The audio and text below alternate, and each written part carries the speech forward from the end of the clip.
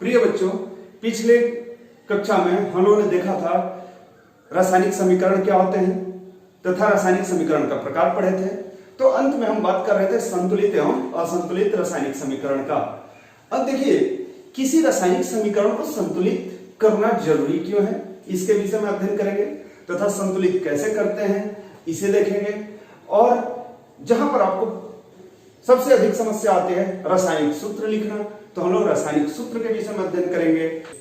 तो हम लोग देखते हैं संतुलित रासायनिक समीकरण। संतुलित रासायनिक समीकरण आपने पढ़ा था पिछले क्लास में, जैसे 2Mg + O2 = 2MgO। इसको आपने देखा था, क्योंकि 2Mg इधर भी है और 2Mg इधर भी है। यहाँ ऑक्सीजन का परमाणु 2 है तथा इधर भी क्या हो गया, 2 हो गया। इस तरह से यह क्या है, एक संतुलित रासायनिक समीकरण है। अब देखिए, किसी अभिक्रिया को संतुलित करना जरूरी क्यों है, क्यों हमें जरूरत पड़ती है संतुलित रासायनिक समीकरण का। तो संतुलित करना जरूरी क्यों है, संतुलित करना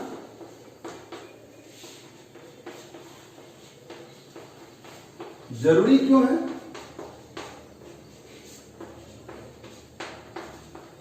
प्रिय बच्चों, आपने वर्ग 9 में पढ़ा था द्रव्यमान संरक्षण का सिद्धांत। इसके अनुसार नहीं हम किसी अभिकारक का मास मतलब द्रव्यमान नष्ट कर सकते हैं और नहीं हम निर्माण कर सकते हैं। मतलब जितना अभिकारक का मास होगा उतना ही उत्पाद का मास होना चाहिए। तो अगर यह सिद्धांत तभी लागू हो सकता है जब दोनों तरफ मतलब अभिकारक तथा उत्पाद के साइड में, दोनों साइड जब परमाणु की संख्या बराबर होगी, तभी क्या हो सकता है, वहां यह द्रव्यमान संरक्षण का सिद्धांत लागू हो सकता है। अतः द्रव्यमान संरक्षण के सिद्धांत के कारण हम लोगों को रासायनिक समीकरणों को संतुलित करना जरूरी है।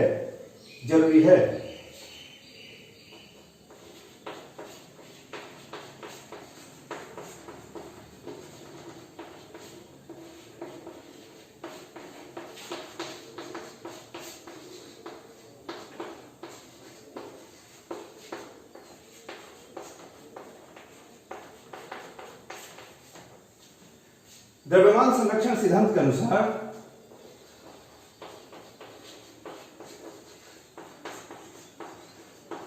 अभिकारकों तथा उत्पाद का द्रव्यमान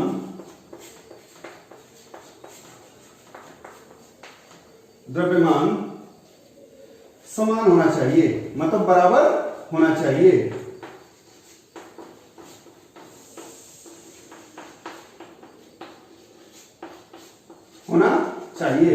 तो इस नियम के अनुसार हम क्या करते हैं, रासायनिक समीकरण को संतुलित करते हैं।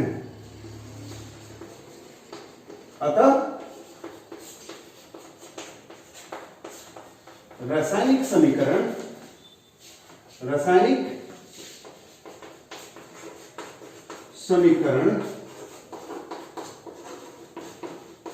को संतुलित करते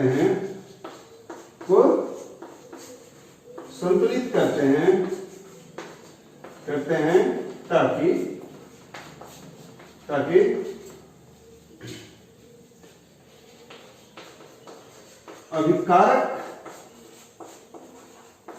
अभिकारकों एवं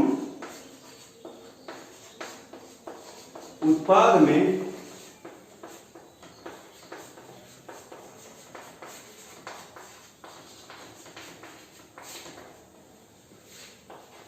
परमाणुओं की संख्या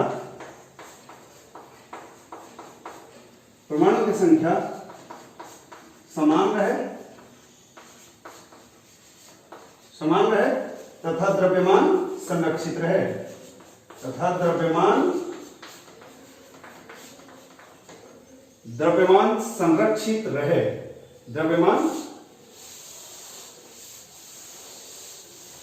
द्रव्यमान संरक्षित रहे।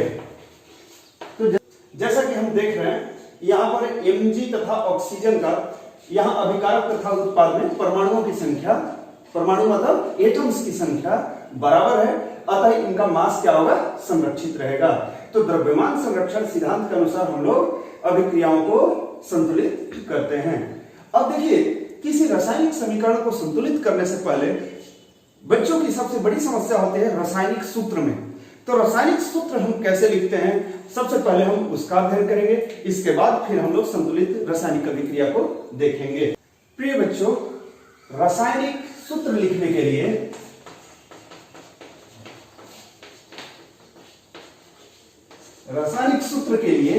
आप थोड़ा सा प्रयास करेंगे, बहुत आसानी से चुटकी में लिख सकते हैं। जैसे देखते हैं, सबसे पहले किसी तत्व की संयोजकता क्या होती है।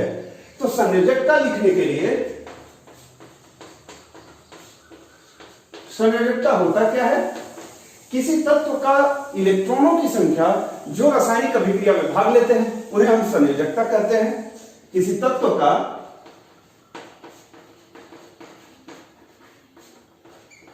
किसी तत्व में इलेक्ट्रॉनों की संख्या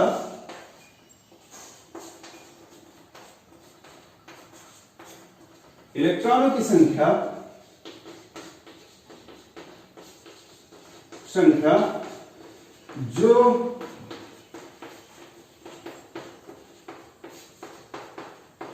रासायनिक अभिक्रिया में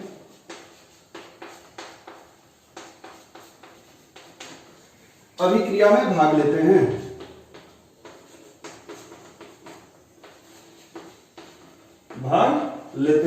संयोजकता कितना है, इसे समझने के लिए आपको इलेक्ट्रॉनिक विन्यास समझना है, और इलेक्ट्रॉनिक विन्यास आप कक्षा 9 में देख चुके हैं।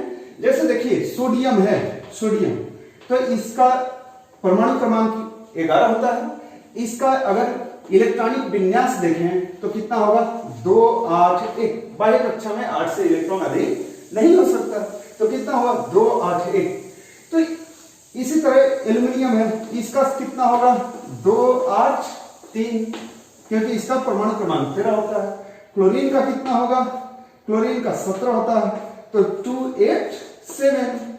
सल्फर का कितना होगा, 16 होता है, 2 8 6। तो अब देखिए, किसी की संयोजकता, तत्व की संयोजकता कितनी होती है। तो संयोजकता को देखने के लिए हम देखते हैं संयोजकता बराबर कितना होता है। तो संयोजकता बराबर होता है बाह्य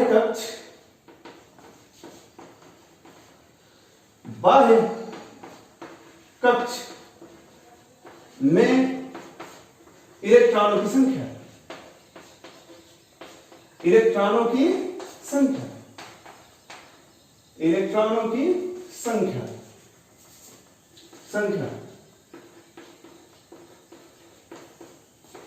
जब 1 से 4 तक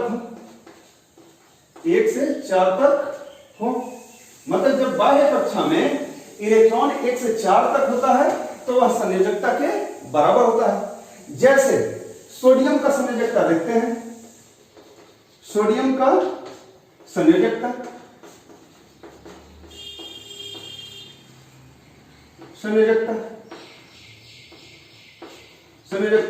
तो यहां देखिए, बाह्य कक्षा में कितना इलेक्ट्रॉन है, 1। तो जब 1 से 4 तक होता है तो संयोजकता के बराबर होता है। तो यहां बाह्य कक्षा में 1 इलेक्ट्रॉन है तो संयोजकता भी कितना होगा, 1 होगा। उसी तरह एल्यूमिनियम का देखिए, एल्यूमिनियम का संयोजकता कितना होगा, बाह्य कक्षा में 3 है तो इसका कितना होगा, 3 होगा। इसी तरह से अब क्लोरीन का देखिए, तो जब 4 से अधिक इलेक्ट्रॉन हो जाता है, जब 4 से इलेक्ट्रॉन अधिक हो जाता है तो संयोजकता के सूत्र में थोड़ा सा परिवर्तन हो जाता है। तो जब 4 से अधिक हो तो क्या होगा संयोजकता का सूत्र, संयोजकता बराबर 8 माइनस 8 घटाव बाह्य कक्ष के इलेक्ट्रॉन, बाह्य कक्ष का इलेक्ट्रॉन संख्या। जैसे देखिए, यहां पर क्लोरीन का संयोजकता क्या होगा, क्लोरीन का संयोजकता अगर हमें देखना है संयोजकता,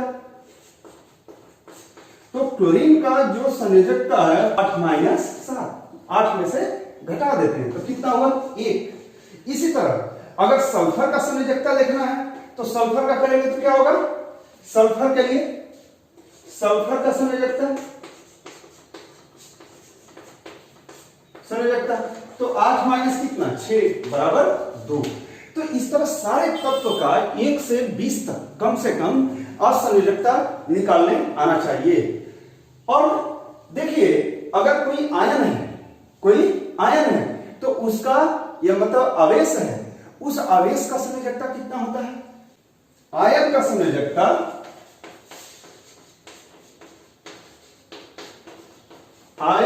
संयोजकता बराबर आवेश होता है। आवेश मतलब उस पर जितना आवेश रहेगा आवेशों की संख्या क्या होती है, उनकी संयोजकता होती है। जैसे मान लेते हैं अगर मैग्नीशियम +2 दिया है Mg+2 तो इसकी संयोजकता कितनी होगी, Mg+2 की संयोजकता बताइए कितना इस पर आवेश है +2 मतलब 2 प्लस चार्ज है, मतलब इसकी संयोजकता कितना हुआ 2। इसकी संयोजकता कितना हुआ 2। इसी तरह एल्युमिनियम +3 अगर कहीं दिया हुआ तो इसकी संयोजकता क्या होगी, इसकी संयोजकता कितनी होगी तो 3। इसी तरह सल्फेट आयन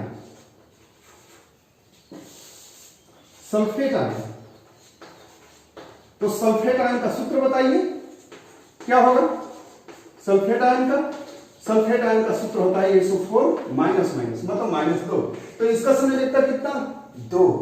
इसी तरह फॉस्फेट आयन तो फॉस्फेट आयन का सूत्र होता है PO4 -3 या हम आप ऐसे लिख सकते हैं PO4 कितना 3 तो कितना हो गया संयोजकता इसका 3। कितना हो गया, जितना आवेश रहेगा उतना ही संयोजकता होता है। तो इस तरह आपको संयोजकता सबसे पहले आना चाहिए। तो देखिए 1 से 20 तक के तत्वों का संयोजकता तो आपको निकालने आता है, वर्ग 9 में देखे हैं और हमने समझाया भी कैसे निकालेंगे, आपको हमने रिफ्रेश किया। अब देखिए हम लोग कुछ आयन के विषय में देखते हैं, कुछ महत्वपूर्ण आयन जो कि बार बार आते हैं उनके विषय में देखें। जैसे सबसे पहला आयन नाइट्रेट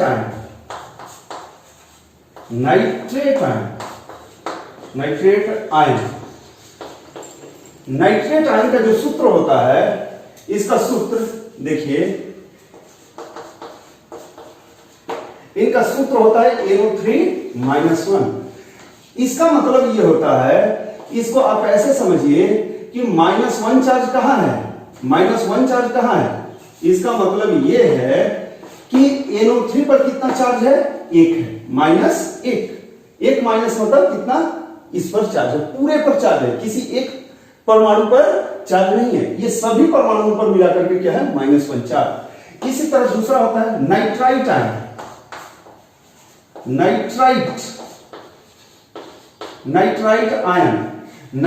आयन का सूत्र होता है NO2-1। इसी तरह आप इसको ऐसे समझिए कि ये NO2 पूरे पर -1 चार्ज है, किसी एक परमाणु पर नहीं। इसी तरह सल्फेट आयन का सूत्र होता है SO4-2। अभी आपने देखा, इसका मतलब क्या है, इसका मतलब ये हुआ कि SO4 पर कितना चार्ज है -2 है या 2- है। और देखिए नेक्स्ट होता है सल्फाइट आयन तो सल्फाइड आयन का सूत्र होता है SO3-। इसका मतलब यह है कि इसका सूत्र हो गया क्या, SO3 पर कितना चार्ज 2 है, क्या माइनस चार्ज, निगेटिव चार्ज। अच्छा एक और होता है सल्फाइड आयन, उसे भी देख लीजिए। सल्फाइड आयन तो सल्फाइड आयन का सूत्र होता है S-2, मतलब इस पर कितना चार्ज है -2, कितना आवेश है 2- चार्ज है। अब देखिए यहां ध्यान दीजिए, nitrate NO3-1, nitrite NO2-1, sulphate SO4-2, sulphide SO3-2, sulphide S-। तो इस तरह ये आवेश हुआ। इसी तरह है carbonate ion, carbonate ion. Carbonate ion, तो कार्बोनेट आयन होता है CO3 माइनस माइनस। CO3 पर कितना चार्ज है? पूरे पर ये 2 माइनस है, किसी एक परमाणु पर ये माइनस चार्ज नहीं है। जब बहुपरमाणु वाले आयन हो, बहुपरमाणु मतलब कई परमाणु वाले आयन हैं, तो किसी एक पर ये चार्ज नहीं लेना है, ये पूरे पर ये चार्ज है। इसी तरह नेक्स्ट होता है hydrogen carbonate. Hydrogen carbonate, hydrogen carbonate, इसे हम लोग बाई कार्बोनेट भी कहते हैं। बाई कार्बोनेट, इसका रासायनिक सूत्र आप बताएं।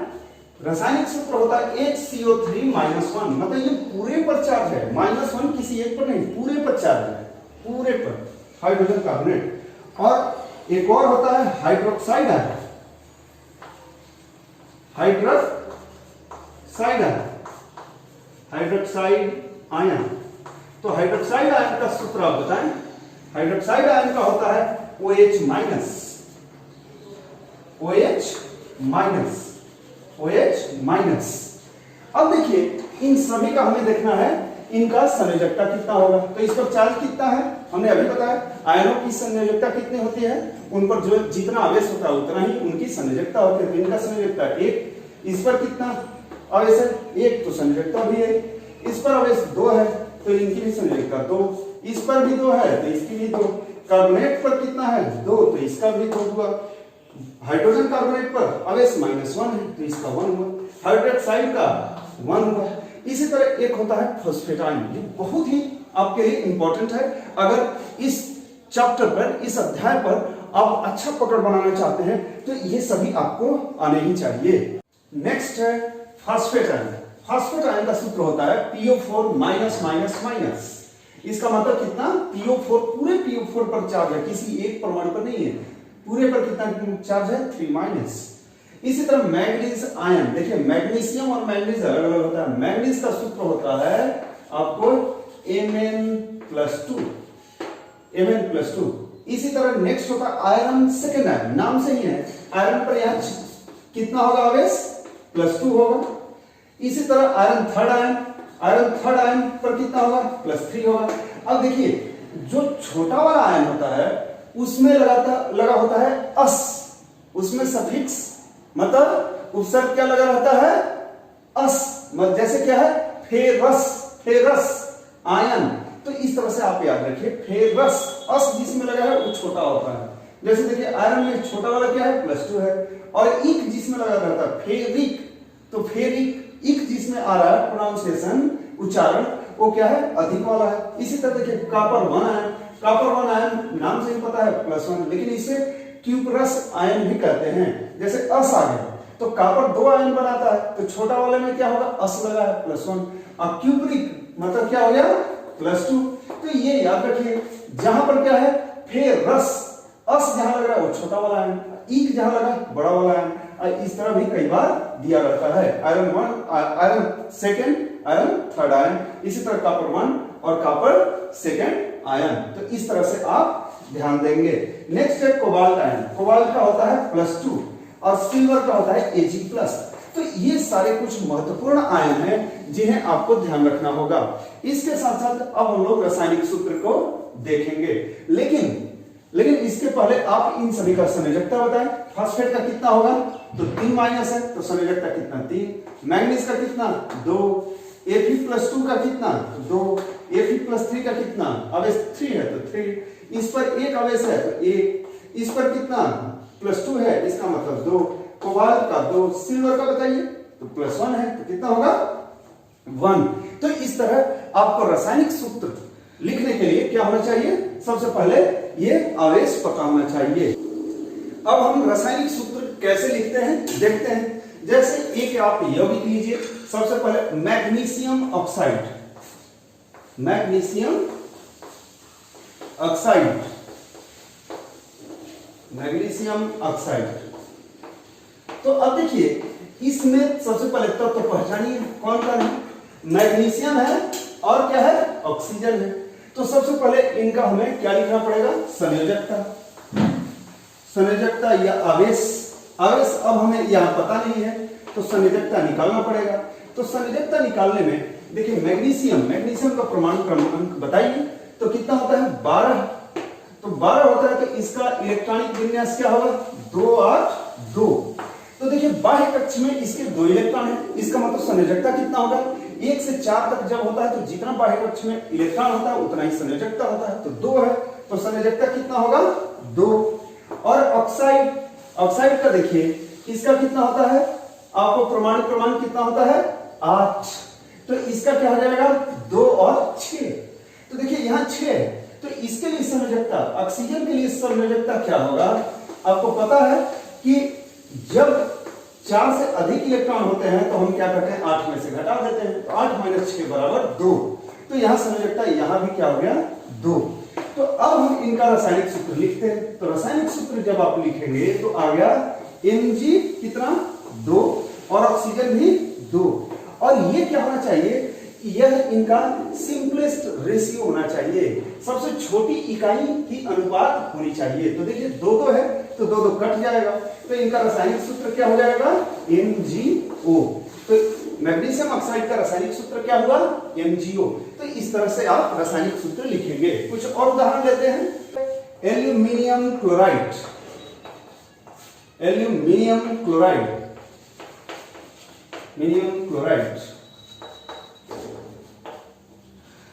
तो सबसे पहले देखिए एल्यूमिनियम है तो एल्यूमिनियम का संयोजकता निकाल लीजिए। इसका परमाणु क्रमांक 13 होता है। तो इलेक्ट्रॉनिक विन्यास लीजिए Km तो कितना 2 8 3। तो 3 है तो संयोजकता कितना, इनका संयोजकता हो गया 3। और क्लोराइड का संयोजकता कितना होगा 17 होता है 2 8 7। तो यहाँ 7 है तो 8 में से हम 7 को घटा लेंगे तो संयोजकता कितना है 1। तो 1 कर दिए। अब देखिए ये एल्यूमिनियम हो गया और ये क्लोराइड के लिए Cl। अब इनका रासायनिक सूत्र लिखिए। तो रासायनिक सूत्र कितना हो गया L हमारा 1 और क्लोरीन कितना 3। तो जब 1 रहता है तो 1 को लिखना जरूरी नहीं है, अगर नहीं रहेगा तो हम लोग जानते हैं उतना ही लिख देंगे। नेक्स्ट है आप लिखिए सोडियम क्लोराइड। आप जल्दी कीजिए, सोडियम क्लोराइड का क्या होगा बताइए।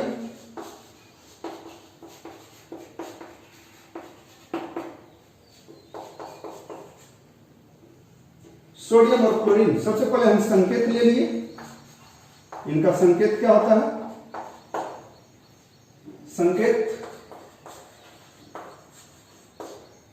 इसके बाद हम क्या करते हैं, संकेत सोडियम का Na है और क्लोरीन का Cl है। अब इनका संयोजकता आप बताइए। सोडियम का कितना होता है 11। तो 11 होता है, इसका मतलब क्या हुआ 2 8 1। तो बाह्य कक्षा में 1 इलेक्ट्रॉन है तो जितना 1 से 4 तक जब होता है तो उतना ही संयोजकता होता है तो 1 हुआ। अब क्लोरीन का अभी आपने किया है 1। तो इस तरह सोडियम क्लोराइड का सूत्र क्या हो गया, रासायनिक सूत्र Na1 एंड Cl1। तो यहाँ 1 1 देना जरूरी नहीं है। इसी तरह आप लीजिए कैल्शियम क्लोराइड।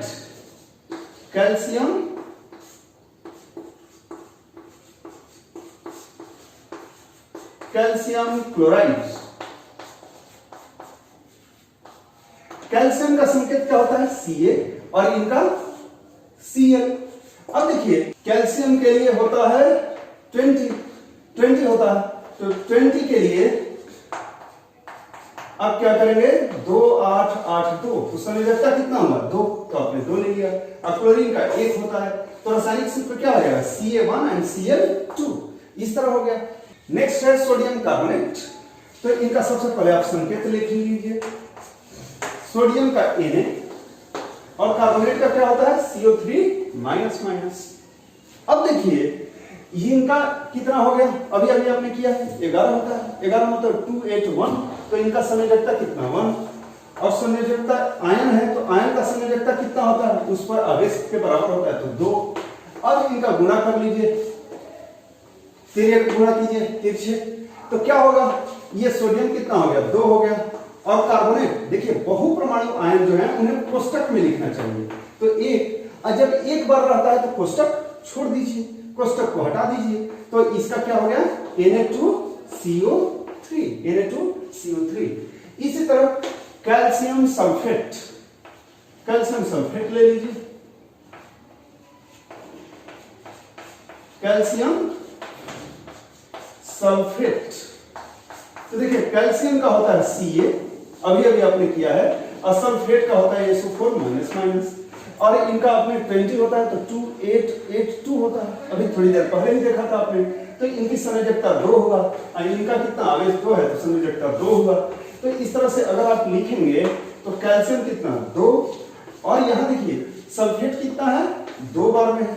अब देखिए इनके बाहर में जो बहुपरमाणु आयन वाले होते हैं उनके बाहर में क्या करते हैं, कोष्ठक हम दे देते हैं और तब जाकर उनकी संख्या लिखते हैं। अब देखिए दोनों यहाँ 2 और 2 के रेशियो में है, तो 2 के 2 के रेशियो में है तो क्या है, कट हो जाएगा। तो इस तरह रासायनिक सूत्र क्या होगा, CaCO3, CaCO3। अब हम देखते हैं sodium phosphate. Sodium phosphate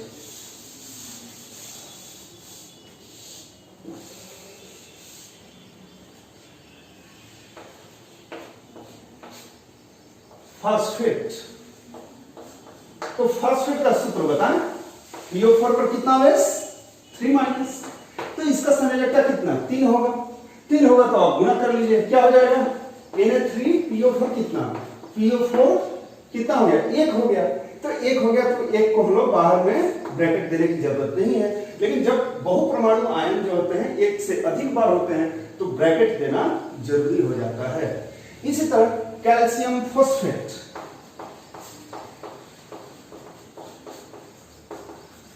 calcium phosphate,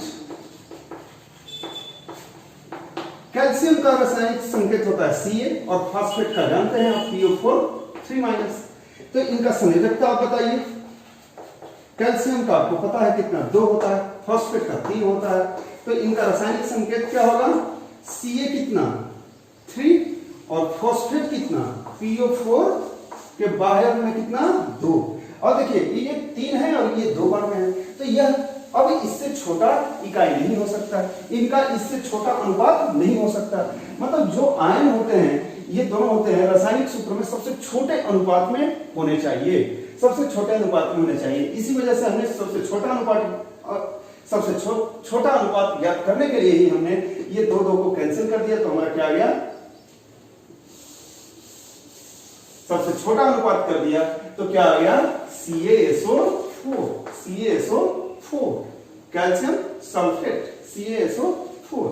अब देखिए यहां पर कैल्शियम फॉस्फेट, अब जो हमारी हड्डियां होती हैं या दांत होते हैं उनका रासायनिक सूत्र बताएं। हड्डियों तथा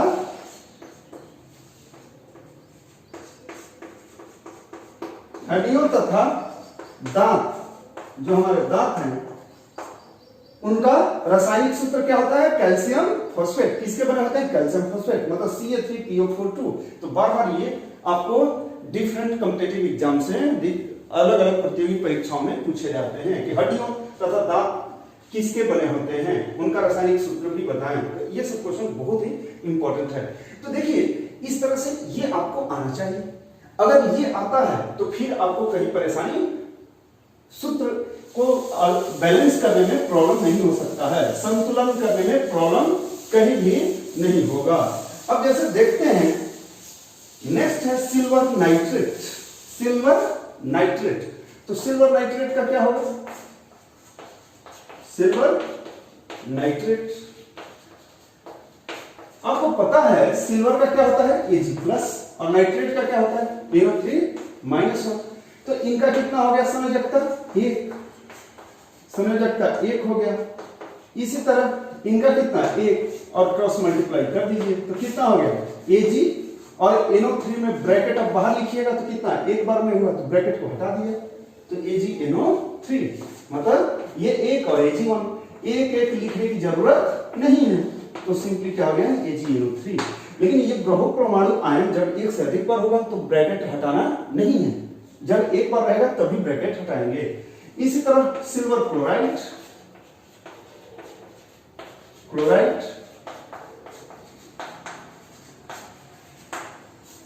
तो सिल्वर का सूत्र होता है Ag+ और क्लोरीन का होता है Cl। इनका संयोजकता बताइए 1 और 1, इसलिए सूत्र क्या हो गया AgCl। तो इस तरह से आपको रासायनिक सूत्र लिखने सबसे पहले आना चाहिए। और अगर ये आता है तो आप एकदम इजीली चुटकी में देखिए कैसे आप बैलेंसिंग आपको आता है। जब जिंक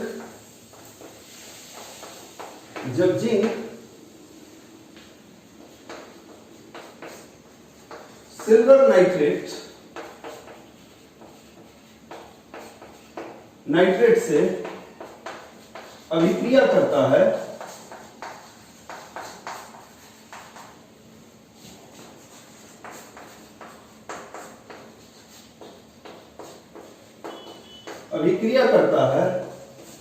तो जिंक नाइट्रेट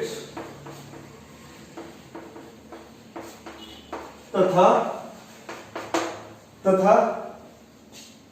सिल्वर बनता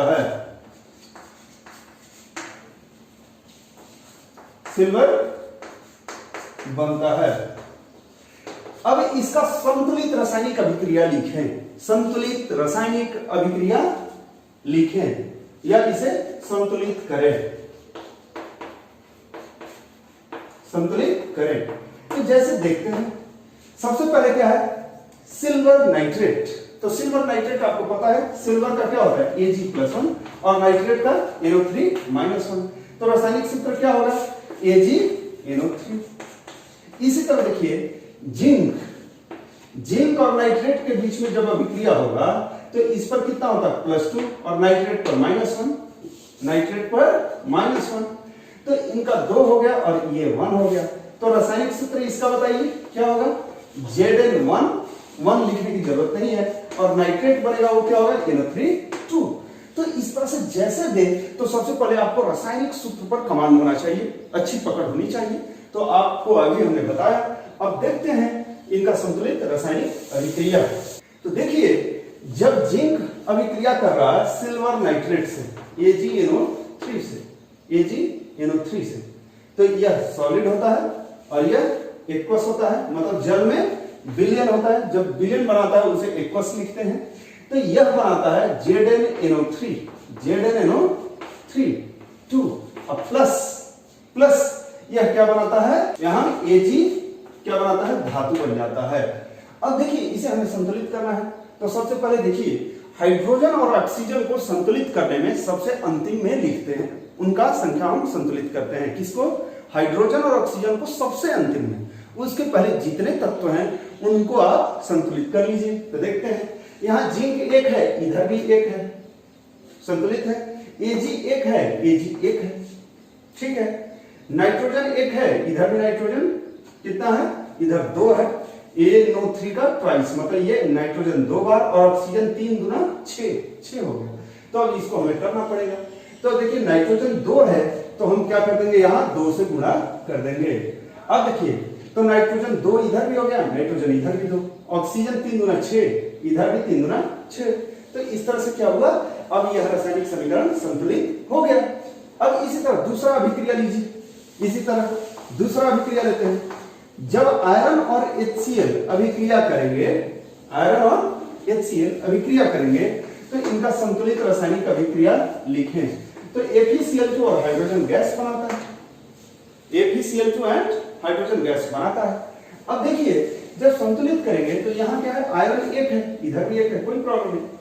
इधर हाइड्रोजन को तो सबसे लास्ट में करते हैं। क्लोरीन 1 है, इधर 2 है। तो आप क्या करेंगे, सबसे पहले इसमें 2 से गुणा कर देंगे, 2 से। तो देखिए क्या हुआ, अब क्लोरीन 2 हो गया, इधर भी 2 हो गया, हाइड्रोजन बचा तो हाइड्रोजन 2 है, इधर भी 2 है, तो क्या हुआ, संतुलित हो गया।